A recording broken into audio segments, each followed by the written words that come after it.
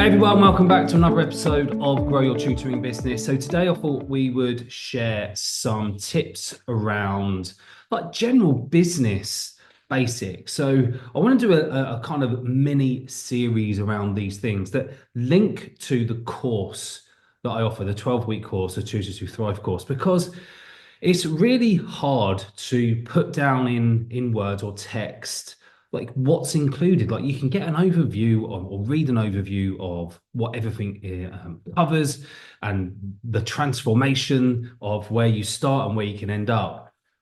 But is that enough? So what I thought I'd do is I'd come on and I would just record some things so that you can make the link yourself. We can go a little bit deeper in the podcast than say I can in a Facebook post or Facebook Live and be really specific with it. So I recorded something recently, which is about strategy. I've posted that on the group this week, which is like the beginning of December. So you can have a connection with that. So we cover strategy in the course because it is a fundamental skill for us to build our business. We need the roadmap, right? I don't make the roadmap for you. I show you how to do it because it needs to be your strategy for your business. I could easily just give you the blueprint that I use. But when I've done this in the past and I've bought a blueprint or I've listened to a coach who said, this is how you do it, I've often found that that wasn't the route for me. And I've had to just take bits and pieces of it, digest it, and then make it in my own vision. That's what I promote everybody to do who works with me. It needs to be aligned with where you want your business to go, which is what today's podcast is about. It's about your vision.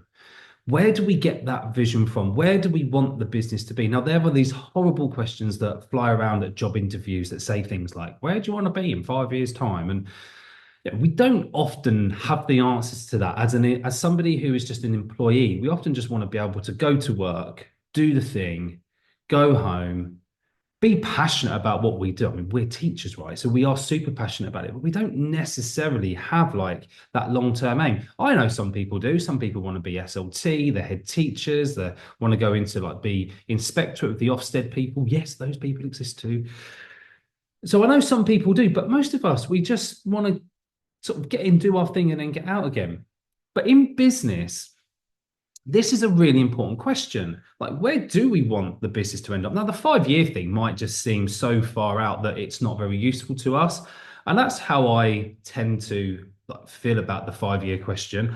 I think for really mature businesses, the ones who are doing really well, they've come past that growth stage, they're hitting good numbers financially. So the business is super secure.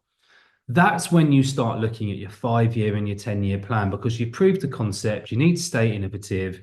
You need to look at the future and predict and then make changes along the way. But for a new business, we need to think shorter term, or in my opinion, I think we should be looking shorter term. Where do you want to be in 12 months' time? In 12 months' time, if we waved the magic wand, the magic business wand, what would be happening in your business? How much money would you be earning? How many children would be coming into your tuition business every single week? How many hours are you going to be delivering every single month? And we can add financials to all of those kind of targets and goals. Ideally, what would that mean to you as a business and then on a personal level? So I think a vision has two parts.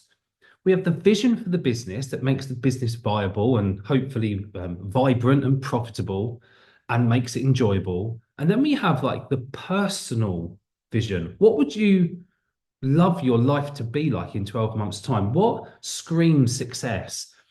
Because for most of the people I work with, I should say, money plays a small role. Yes, we need to hit a certain amount because we need to pay bills and that's just part of running a business. But what are the positive outcomes from hitting those targets? What does it mean to you on a personal level? Like, for example, it could be that you'd like to upgrade the kitchen. It could be that you want to go on holiday. It could be that you'd like to be able to take the summer off like you did when you was a full-time teacher.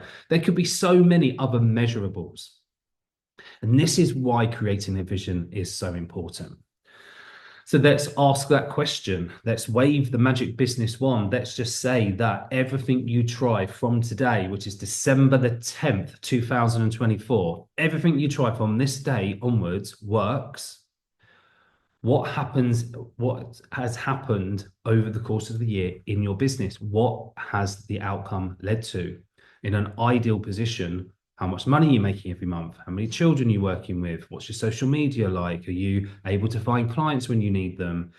What's the ideal outcome for you from a business perspective? Then, on a personal level, what's happening in your life that's telling you that this success is happening? When you wake up in the morning, what's the first sign that you're a successful business owner? You wake up in the morning, what sort of thoughts and feelings are in your head? These things are measurable outcomes that mean something. Now, we all create visions in our own way, and I chat with people all the time around strategy and tactics and what we could be doing on a day-to-day basis to make sure we stay on track. And vision is one of the number one things that we start with, because if we don't know where we're heading, we don't actually know what to work back from. Like if we wanted to put teaching in here and those transferable skills, if you've got a writing unit for children or young people, you start with what skills you want them to leave with, and then you kind of work backwards, right? This is the same with our business. Like, what do we want to achieve in 12 months' time?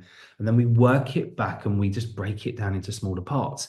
But if we don't start with that end bit, the rest just feels wishy-washy. And this is where we just start to allow the business to control us rather than the other way around. We just kind of start saying yes to things that we don't really want to say yes to, because perhaps there is the financial strain to say yes and just get money coming in. Nothing wrong with that with early businesses.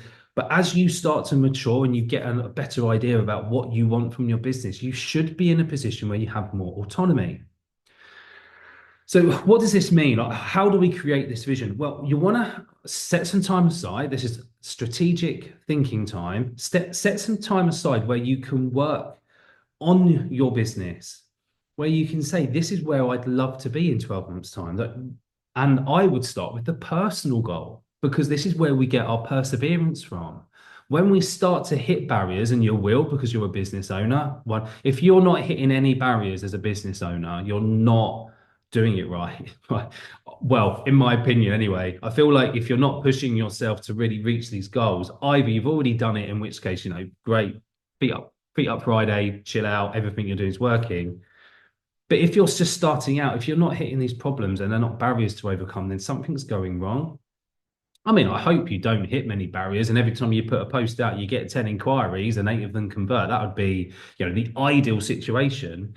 But the reality is that that's not going to happen for many of us. There will be exceptions, but for most of us, we have to work hard to find our leads and then convert them into people who actually pay us. So on our vision board, I'm going to talk to you about vision boards. Like, what's on there for you? What's the big thing that you would really love to add in your personal life that having a successful business would allow? So for me, last year in 2023, it was about going on holiday. I hadn't taken the family on holiday for such a long time, and we'd never been abroad together. It had always been like UK holidays, which, by the way, is still amazing. But it had been, I think Herbie's was 11 at the time. He was a baby the last time we went away. And that was my first year of teaching. So all the while I was a full-time teacher, we hadn't gone away because we all know it's so expensive to do.